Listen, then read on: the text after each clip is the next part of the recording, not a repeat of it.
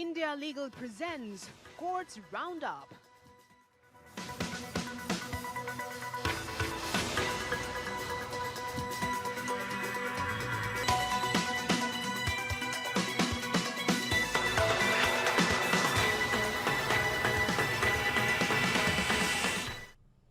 नमस्कार, स्वागत है आप सभी का कोर्ट्स राउंडअप में। मैं हूं आपके साथ कुमार कुणाल धीरज। इस बुलेटिन में अगले आधे घंटे तक हम आपको कोर्ट से जुड़ी तमाम छोटी बड़ी खबरों से अप टू डेट करवाएंगे। सुप्रीम कोर्ट से लेकर हाई कोर्ट और लोअर कोर्ट्स तक के फैसलों को आपके सामने रखेंगे। तो आइए शुरू करते हैं courts roundup. India Legal presents Courts Roundup.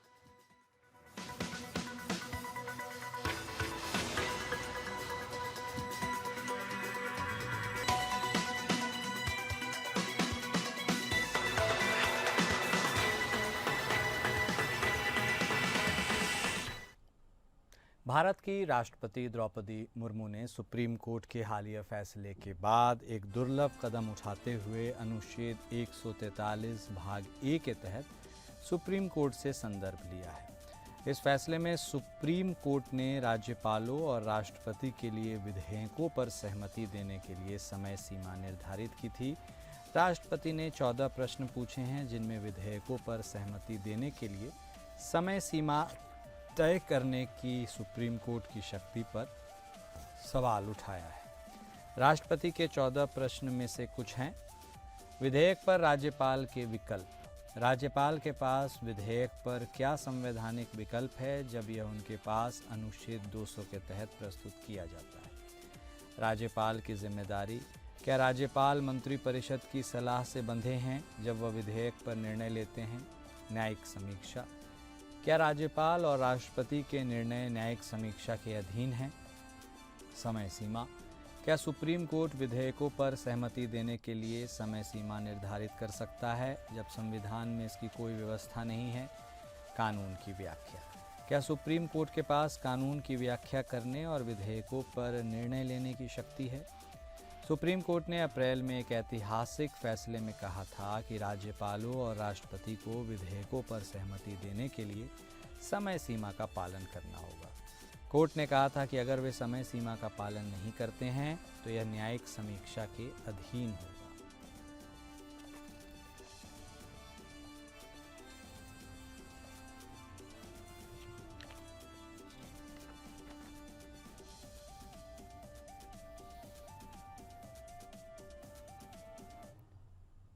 Supreme court ने मध्य प्रदेश के कैबिनेट मंत्री विजय शाह की टिप्पणी पर कड़ी आपत्ति जताई है। शाह ने भारतीय सेना की अधिकारी कर्नल सोफिया कुरैशी पर विवादित टिप्पणी की थी। कर्नल कुरैशी ने ऑपरेशन सिंदूर के बारे में मीडिया को जानकारी दी थी। सुप्रीम कोर्ट ने कहा कि शाह की टिप्पणी अत्यधिक गैर जिम्मेदाराना थी, खासकर जब वह एक मंत्री हैं। Chief justice of India B.R. Gavai ने कहा कि एक संवैधानिक पद पर बैठे व्यक्ति को जिम्मेदारी से बोलना चाहिए। मध्य प्रदेश हाई कोर्ट ने शाह के खिलाफ आपराधिक मामला दर्ज करने का निर्देश दिया था। हाई कोर्ट ने शाह की टिप्पणी को नाली की भाषा बताया था और कहा था कि उनकी टिप्पणी न केवल कर्नल कुरैशी के लिए अपमानजनक है बल्कि सशस्त्र बलों के लिए भी खतरनाक है। हाईकोर्ट के आदेश के बाद शाह के खिलाफ FIR दर्ज की गई, जिनमें न्याय संहिता BNS के विभिन्न धाराओं के तहत उन्हें आरोपित किया गया, जिसमें राष्ट्रीय संप्रभुता को खतरे में डालने और वैमनस्य को बढ़ावा देने से संबंधित धाराएं शामिल हैं। सुप्रीम कोर्ट ने शाह की याचिका पर सुनवाई करते हुए कहा है कि वह इस मामले में कल सुनवाई करेंगे। कोर्ट ने शाह के वकील से कहा कि वे हाई कोर्ट को सूचित करें कि सुप्रीम कोर्ट ने इस मामले का संज्ञान लिया है।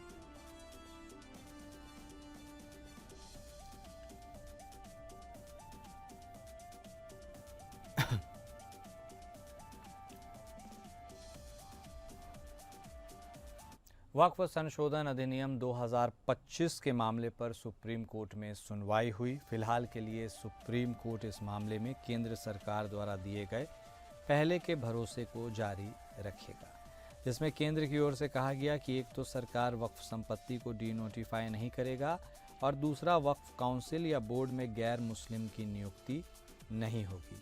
जस्टिस गवई की अध्यक्षता वाली बेंच वक्फ संशोधन अधिनियम 2025 के मामले पर अंतरिम राहत पर 20 मई को सुनवाई करेगा।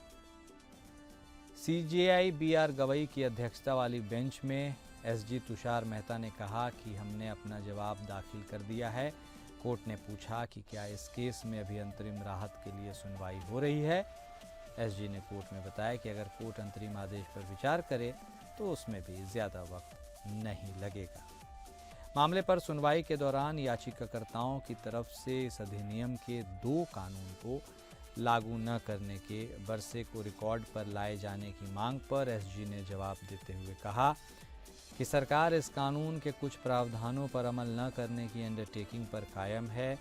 इस पर याचिकाकर्ताओं के वकीलों की तरफ से सवाल उठाए जाने पर सीजेआई ने स्पष्ट किया कि अगर सरकार की अंडरटेकिंग के बावजूद कोई सरकारी संस्थान ऐसा कोई कदम उठाती है तो उसके लिए हम यहाँ मौजूद हैं, चिंता करने की कोई ज़रूरत नहीं है।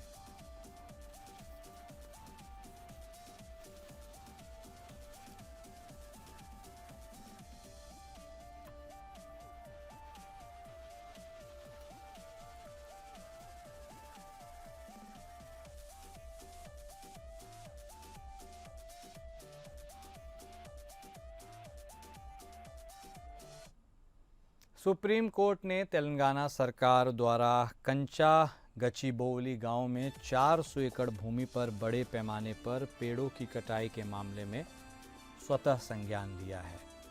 यह मामला इसलिए शुरू हुआ क्योंकि तेलंगाना सरकार ने आईटी बुनियादी ढांचे के विकास के लिए TGIIC के माध्यम से भूमि की नीलामी करने की योजना बनाई थी। सरकार को कड़ी फटकार लगाई गई है। इस योजना का विरोध इसलिए हो रहा है क्योंकि यह भूमि वन क्षेत्र है और इसके कट जाने से पर्यावरण पर नकारात्मक प्रभाव पड़ सकता है। आसपास के विश्वविद्यालय के छात्रों ने भी इस योजना का विरोध किया है। 3 अप्रैल को सुप्रीम कोर्ट ने स्वतः संज्ञान लेते हुए पेड़ों की कटाई पर अंतरिम रोक लगा दी थी। कोर्ट ने राज्य सरकार से पूछा कि क्या विकास कार्य के लिए पेड़ों की कटाई में कोई ज़रूरी आवश्यकता थी और क्या इसके लिए आवश्यक अनुमति ली गई थी। 16 अप्रैल की सुनवाई में कोर्ट ने पर्यावरण और पारिस्थितिकी की रक्षा के लिए कदम उठाने की बात कही और पेड़ों की कटाई पर पूर्ण स्थिति बनाए रखने का आदेश दिया है। रिपोर्ट प्रस्तुत करने के भी निर्देश दिए गए हैं। इस मामले की अगली सुनवाई 23 जुलाई को होगी। वरिष्ठ अधिवक्ता अभिषेक मनु सिंघवी ने तेलंगाना सरकार की ओर से पेश होते हुए वरिष्ठ अधिवक्ता के परमेश्वर ने एमिकस क्यूरी के रूप में अपना कार्य किया। अब देखना यह है कि तेलंगाना सरकार सुप्रीम कोर्ट के निर्देशों का पालन करती है या नहीं। अगर सरकार वन क्षेत्र को पुनर्स्थापित नहीं करती है तो अधिकारियों के खिलाफ कड़ी कार्रवाई हो सकती है।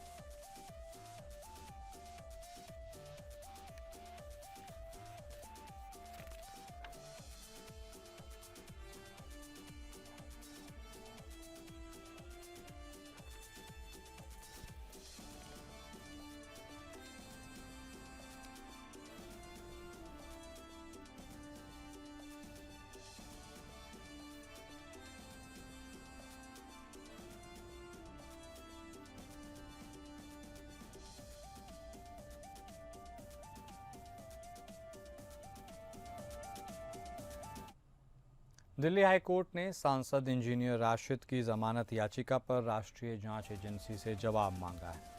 राशिद आतंकवाद के वित्त पोषण के एक मामले में आरोपी हैं और 2019 से जेल में हैं। राशिद पर गैर कानूनी गतिविधि रोकथाम अधिनियम यानी UAPA के तहत आतंकवाद के वित्त पोषण का आरोप लगाया गया है। 2024 में बारामूला लोकसभा सीट से उन्हें सांसद चुना गया था। उन्होंने जम्मू कश्मीर के मुख्यमंत्री उमर अब्दुल्ला को 2 लाख से अधिक मतों से हराया था।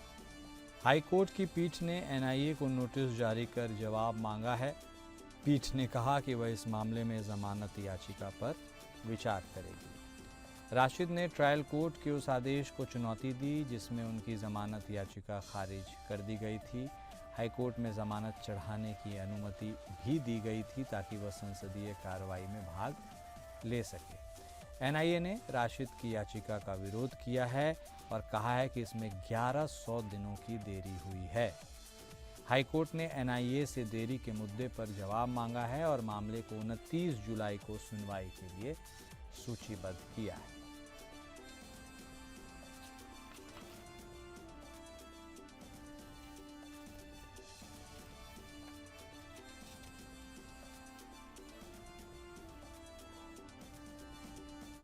सुप्रीम कोर्ट के नवीनतम फैसले के अनुसार अदालतें मध्यस्थता कार्यवाही में अपवाद स्वरूप संविधान के अनुच्छेद 227 के तहत अपनी न्यायिक निगरानी शक्ति का प्रयोग कर सकती है, विशेषकर तब जब ऐसी राहत न देने से अपूरणीय क्षति हो सकती है। यह फैसला मध्यस्थता और सुलह अधिनियम 1996 के प्रावधानों के तहत आया है, जो न्यायिक हस्तक्षेप को न्यूनतम रखने पर जोर देता है। मध्यस्थता में न्यायिक हस्तक्षेप अदालतें अनुच्छेद 227 के तहत मध्यस्थता कार्रवाई में हस्तक्षेप कर सकती हैं जब अपूरणीय क्षति से बचने के लिए आवश्यक हो। अनुच्छेद 227 की शक्ति हाईकोर्ट मध्यस्थता कार्रवाई में अपवाद स्वरूप अनुच्छेद 227 के तहत अपनी न्यायिक निगरानी शक्ति का प्रयोग कर सकती है। मध्यस्थता और सुलह अधिनियम यह अधिनियम न्यायिक हस्तक्षेप को न्यूनतम रखने के सिद्धांत पर आधारित है। इस मामले में जस्टिस संजय करोल और जस्टिस मनमोहन की खंडपीठ ने कहा कि अदालतें मध्यस्थता समझौतों की व्याख्या करते समय उदार दृष्टिकोण अपना सकती हैं और पक्षों को मध्यस्थता के माध्यम से विवादों को हल करने के लिए प्रोत्साहित कर सकती हैं।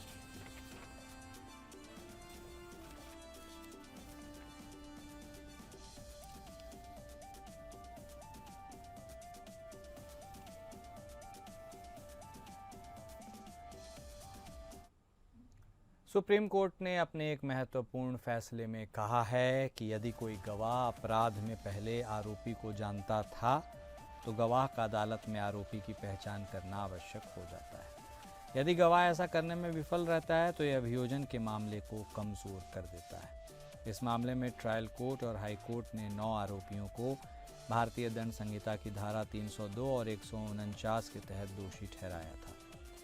यह फैसला 5 घायल चश्मदीदों के बयान के आधार पर आया था। सुप्रीम कोर्ट ने कहा कि चश्मदीदों को अदालत में आरोपियों की पहचान करनी चाहिए, बताना चाहिए कि किस आरोपी ने कौन सी भूमिका निभाई थी। यदि चश्मदीद ऐसा नहीं करते तो अभियोजन का मामला साबित नहीं हो सकता।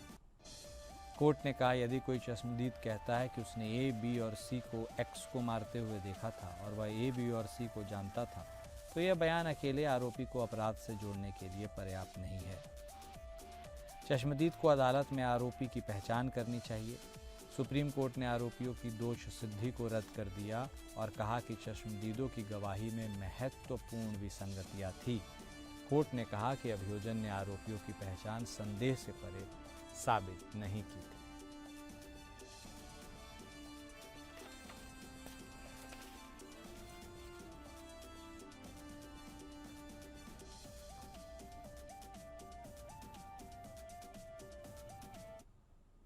वोडाफोन ने एजीआर को बकाया के भुगतान के राहत के लिए सुप्रीम कोर्ट में याचिका दाखिल की है। सीजीआई की अध्यक्षता वाली बेंच में वोडाफोन की तरफ दाखिल की गई याचिका पर जल्द सुनवाई की मांग उठाते हुए वकील मुकुल रोहतगी ने कहा कि इस कंपनी पर जुर्माना और ब्याज करीब 30,000 करोड़ रुपए बकाया है। इस कंपनी में भारत सरकार की 49% शेयर है। इस मामले में सुप्रीम कोर्ट में दाखिल क्यूरेटिव पिटीशन को भी खारिज कर चुका है।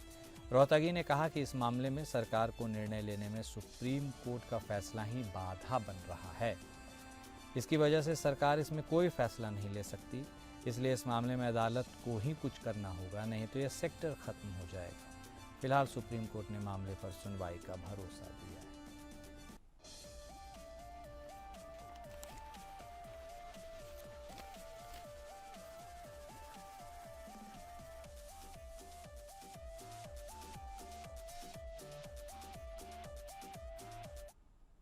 कोर्ट्स राउंड अप में। अभी के लिए बस इतना ही। नमस्कार। India Legal presents Courts Roundup.